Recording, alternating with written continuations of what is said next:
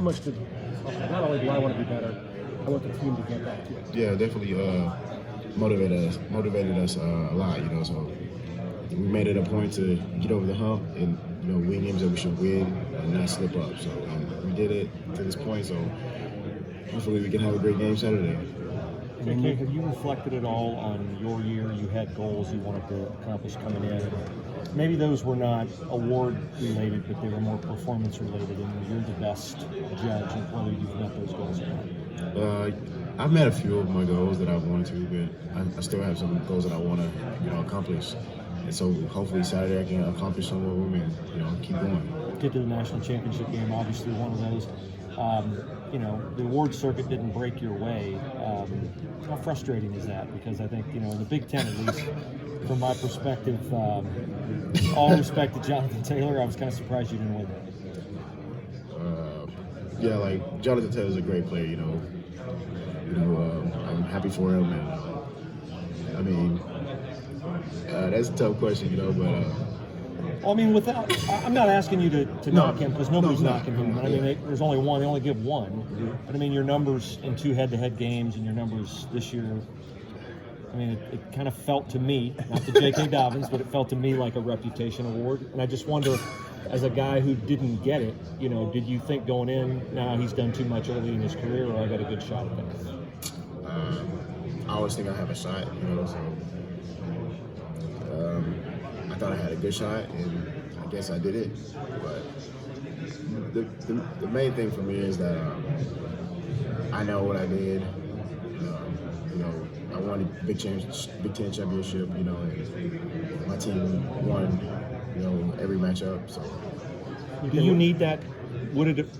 Tell me what's the difference between that individual validation you would have gotten from awards or just knowing in your heart, which I assume you do, that you became the kind of back you wanted to become in August? Can you ask that question again? I just want, there's a difference between you believing that you did everything you wanted to do and having that confirmation of the trophies and all that kind of stuff. Yeah, the trophies would be cool, for like my grandkids and stuff like that. But deep down, I know I had a great season, and so having that validation of the trophies and stuff like that, it would have meant a lot. But I'm still keeping getting better. You and Travis Etienne could maybe have an interesting conversation about that because it kind of feels like the same kind of situation. Great numbers and no hardware to show for it. Yeah, he's definitely a great back as well. So I don't know who votes on it, what they look for, and the person that wins. But he's a great back as well. And you could pick any of us. So. Are you a chip on the shoulder guy? You're motivated by that kind of stuff? Kind of. I'm always motivated. So. You can say a lot with a smile. You're not saying a lot, but your smile's giving it away. Like when you didn't get a trip to New York, and it was hard because voters only get 3 picks. Yeah. If there had been 5, it might have been a different case. Was that disappointing? Because you had a Heisman finalist caliber year. Not disappointing, but just kind of shocking. I don't know what the right word is to use for that, but I'm not disappointed because I can't control it, but it would have been great to be there. The clients, things like Chase, you, Aaron, Jeff, Sean, Mark, and Josh. It's like here we are 3 years later, and all these top 100 guys are starting and playing great and driving this team forward. It's not automatic, right? What do you have to do to turn it from recruiting rankings into all these guys being this successful? Yeah, that's definitely Coach Mick's job. He develops us, great. And coaches, they help us develop as well. So it's a testament to them. They're doing a great job of developing talent. And so if a recruit looks at anything, they should look at how we've been developed. So you guys come to Arizona and it starts raining. What's that about? Yeah, it's like Ohio weather. When I was in Texas, it was great weather. I was back at home, it was great weather. When I come back, it seems like the hard weather followed the plane. You know, it's like, oh my gosh, you know, it's pretty gloomy all the time. You know, so. Does that kind of change how you guys practice, or not really? No, it doesn't at all. You know, so. Yeah. What have you seen out of Clemson's defense so far? Obviously, consistently, they're one of the best defenses in the nation. So, what are some of their strong suits? You know, they got a lot of talent on their team. You know, they do a lot of things, and the defense is, you know, somewhat confusing. Venables does a great job of throwing some things out there that you won't. If you don't catch them, then you'll get a big hit, and it'll be 3rd and long or 2nd and long. You lose a lot of yards. So. JK, what's it like? We've been talking with Coach Day a lot about your 3 interior linemen, Josh Wyatt and Jonah, how well they played this year, how athletic they are. What's it like when you're in the backfield and you see those guys get moving, especially out wide, and they get on the run, and it just seems like they're washing everything away and leave you that inside track to come back, and it's kind of open grass for you. What's it like to see that kind of develop in front of you? It's a dream come true, you know. Those guys are good, you know, and they're like my brothers too, so we do it for each other, and it's like great to see them, you know, out there. I can trust them, you know. Like, I have my brothers out here, so we're gonna run it. I know beginning of the year, you said you thought this group was going to be, the offensive line was going to be really good, and maybe some of us just thought, like, well, you have to say that because they're your teammates, but you were right. Like, I don't know, have they been better than you even thought they might be? Nope, I never remember. I try to tell y'all. I tried to, you know. I knew all along that they were going to be great, so whenever they start doing this stuff, it doesn't surprise me at all. What do you think of those guys as athletes and just the way they move? I know people think of linemen, they think of big guys who can just push people forward, but they can move really well. Oh yeah, that's what separates them. They can move. You know, some guys are just big and can't move. They can move you, but they can't move themselves. But those guys can move you, and they can move themselves very fast. How does that open things up for the offense, having that kind of dynamic up front? It opens up a lot. You know, there's nothing you can't do without guys like that. What is your, I don't know if job responsibility is the right way to put it, but your mindset on, it does seem like a lot of times when you run that outside zone or wide zone, stretch play, whatever, your path is often sort of cutting it back up inside.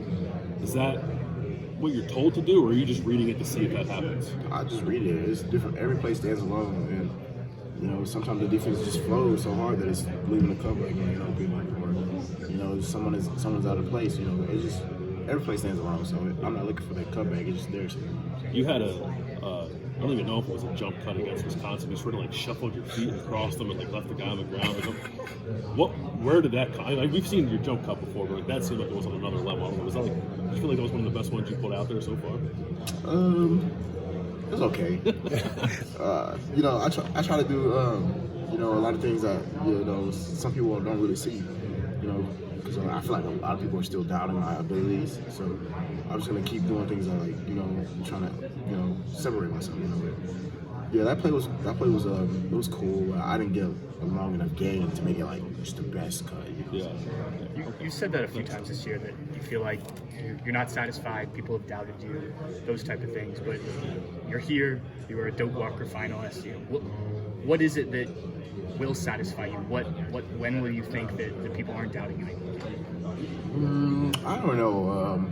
I was a Doak Walker Award finalist, but I didn't win. Yeah. So that really just, you know, made me even more hungry. So, you know, I just feel like guys are doubting me. You know, I just feel like that's just how I feel. You know, so until I feel like I've proven that point wrong, I'm gonna keep working super hard to, you know, prove people wrong. You know, so yeah, I won't be satisfied for a while. So, like, after the two Wisconsin games you had, and you see Jonathan Taylor still wins, you know, the Big Ten Running Back of the Year award. I mean, does it bother you? Does it hurt you? Does it, like, obviously it bothers you, but like, what goes through your mind when that's not you, and you obviously think it should be? First, I mean, the thing that goes in my mind is that I'm happy for him, you know. So, but I mean, I can control the things that I can't control. So, I don't know who votes on that stuff, who dictates. But yeah, I don't know who does that. Obviously, they saw something better with him, but if you look at the games and stuff, yeah. Clearly, you take these individual matchups seriously, so this one is another individual matchup, wouldn't you say? I'd never make it an individual matchup, to be honest. You know, because, like, we're playing against, it's a team game, you know, so go either way. But hopefully I can help my team win. And I think helping your team win is the ultimate bragging, right? Like, you know. So yeah. JK, what are your thoughts on Mayan Williams? I don't know how familiar you are with his game at all, but he's been compared to you a lot. Really. Yeah. Yeah, I haven't really, been keeping up with that stuff because I'm in season, but I hope he can uphold the tradition of Ohio State running backs, and hopefully he does. JK, you were a month from being here when the last time they played this team. Did you watch that game at all? Yeah, I watched it. So what, as an 18-year-old, like Jeff said he watched it as a fan, like how did you watch that game, and what were your thoughts about what's going on? Well, I kind of watched it. I was a fan, but I was also trying to I felt like I was a part of the team, because I was committed for a while then. But watching the game was kind of tough, because it seemed like it just seemed like things weren't clicking on the offensive side of the ball. And so just looking back, I want to, even during the game, I was like, hopefully I can help them, when I get in there and, just make them, score some points. So Chase has had this whole motivation. He's never been in the playoff, and you haven't either. Mm-hmm. And so now he's kind of in it. Like you can already kind of see it on his face that he's ready for Saturday at this point. Like, are you all kind of, because you seem a little bit more laid back now. You relax a little bit and enjoying this moment here. He seems already kind of locked in. Yeah, I'm the type of guy that can just hide a lot of things. So yeah, I'm ready for it. So he's just that. The defensive coordinator is great. I don't know how they pronounce it. Yeah, Venables. Yeah, he's great. He's a great coach. So he does a lot of different things. And he's gonna mix it up on us. It'll be hard to figure out some of his things, but it'll be fine. What's your favorite part about this whole postseason stuff? I've never been to Arizona, so seeing the mountains and stuff like that, that's pretty cool. Just being here is amazing. Could I get a clip of you just saying Happy Holidays, Go Ohio State or something like that? Happy holidays, go Ohio State. Thank you. JK, how has this year gone compared to what you imagined when you came back? I always envisioned myself having this type of year. I felt like I could have had a better year. A lot of people will probably look at me crazy for saying that, but I do. And I'm just gonna try to keep improving, and hopefully Saturday I can have the best game, because I haven't had my best game yet. I feel like it hasn't came out this year yet. That's when people look at you and say that you have been crazy. I remember every time after the game you've said that. Why has that been a point that you've been hammering home? Because I feel like I worked hard this offseason and get better. Just raise my game, and I've done some great things, but it's just I haven't had a game that I'm satisfied with yet. So, what's it like having the multiple 30 carry games at the end of the season? Oh yeah, it's great. It's great. I love doing that. Because especially at the beginning of the season, I didn't play in most second halves, so it's other people oh, you got a lot of carries, but I'm not hurting because I missed a lot of time. A lot of carries. Do you know Travis Etienne at all? Have you guys met? Yeah. There was a camp in Hilton Head, the island. He was there. I like to say we're good friends. Yeah. What is it about the way he plays, the way he runs, that maybe is impressive to you? Yeah, he's fast. Super fast. He's slippery. It's gonna be hard to tackle him, and he's gonna give our defense a lot of problems. And hopefully our defense can give him some problems as well. But it'll be a great matchup between those guys. Hopefully our defense can contain him a little bit. Speaking of, when you see Chase chasing down guys, what goes through your mind when you're watching that? Chase is an amazing player, so having him and Jeff is amazing. He's the best DB in the nation. Just watching those guys, and you got to take a second, even on the sideline. When I'm on the sideline, you got to take a second to watch them. They're amazing. Where have you seen Justin improve the most from the beginning of the year to now? He's starting to get more comfortable. He's starting to learn the offense even more, so his read and stuff quicker, he can get the ball out faster. He's going to keep getting better. It's tough, too, so. Y'all doing anything for Christmas tomorrow? Any plans? Not that I know of. Hopefully we do something, but it's just good being here with my teammates, even though, because, they say we're away from our families, but they're like a family, so it's like a family. What's your thoughts on the Clemson defense in general? well coached. Venable's a great coach. He's gonna have those guys ready. They're athletic, they're disciplined, and it's gonna be a great contest. It'll be hard to move the ball, but it'll be fun. Without giving anything away, of course, what do you think you can do to kind of expose them? Just play hard. Jacob, obviously 2016, you weren't here. You were committed to Ohio State, getting ready to come in, but you could say the past is the past. That game doesn't matter, but it's the same staff from Clemson, essentially. What can you guys take from that game, and what are you seeing on film now that is still similar? Is it just completely thrown away, or are you guys actually gaining something from watching it? You said watch it.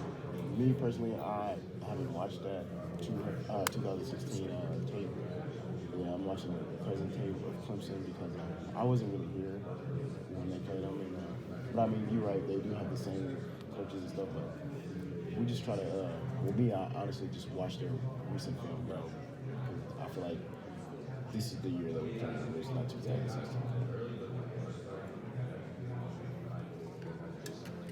Just talking to Justin, and I asked about the relationship between you and he said you were kind of the funny, goofy one. Yeah, definitely. But Justin's goofy too. Don't let him fool you. No? Yeah, don't let him fool you. He's goofy. He might be funnier than me.